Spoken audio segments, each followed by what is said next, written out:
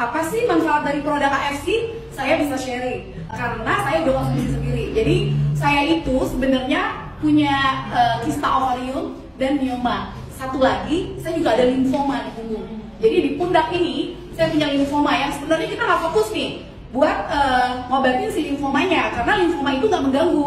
Jadi yang saya fokus adalah kista ovarium sama si mioma uteri. Kalau mioma uteri itu kalau kita pegang ya, kita raba, itu kerasa.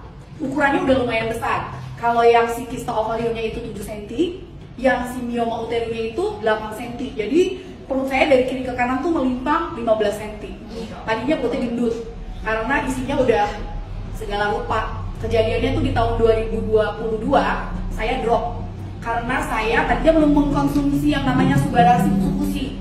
Awal tahun 2000 dari akhir tahun 2020 pernah dikenalin sama yang namanya Subarasi. Jadi waktu itu Utsukushinya belum terlalu booming. Saya tuh nyobanya Subarasi. Tapi yang waktu itu saya jadi kekhawatiran adalah harga. Saya sempat nyobain tuh 3 box dan saya merasa hasilnya memang signifikan bagus. Hanya pada saat itu saya pikir dengan kondisi COVID, income yang terbatas, saya lebih baik coba cari alternatif lain. Karena yang jual Subarasi ke saya itu nggak explain dengan detail. Kalau saya sebenarnya bisa cari duit dari Subarasi, jadi bisa ngeringanin untuk belanjanya saya ya, konsumsinya saya. Jadi singkat cerita, di 2020 September itu saya cuma sempat beli 3 box, habis itu stop. Saya coba herbal, jamu, kandungannya itu dari daun sirsak sama keladi tikus. Terus ada yang namanya antioksidan. Antioksidannya itu dari segala si berry-berry deh, caiberry, cranberry, gitu-gitulah, sama kulit manggis. Ada penurunan nyeri.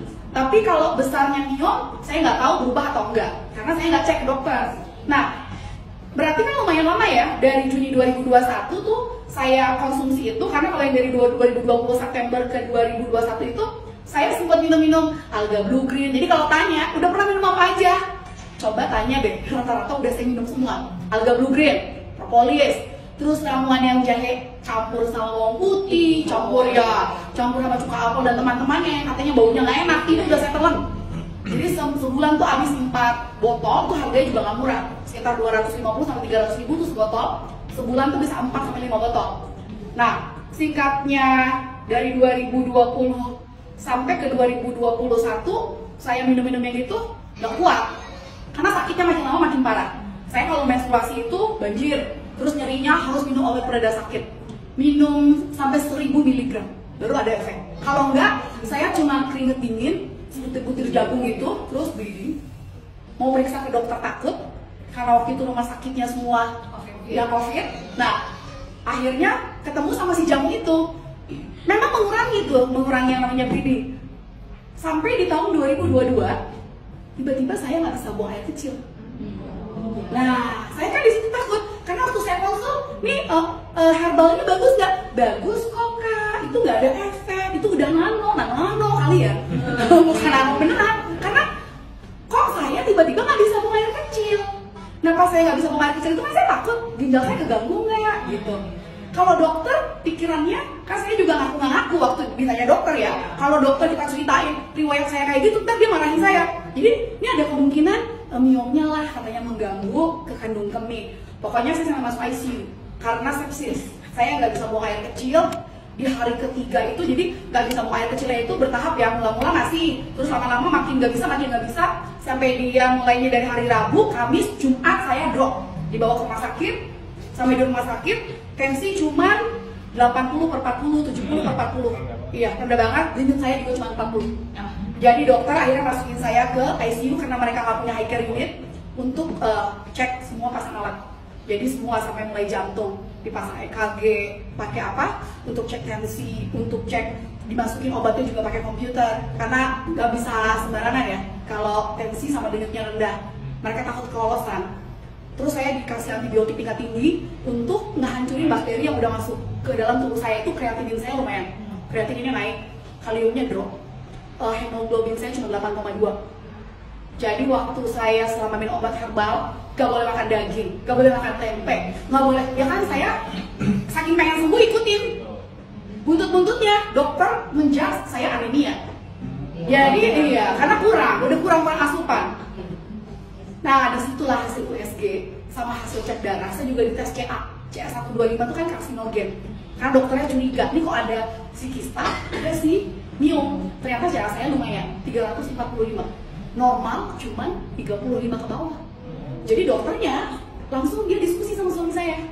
Ini kayaknya kita prepare operasi buat minggu depan. Oh, semua deg-degan dong. Karena pasti kita tanya, operasinya tuh apa? Kemungkinan angkat rahim udah pasti. Angkat ovarium.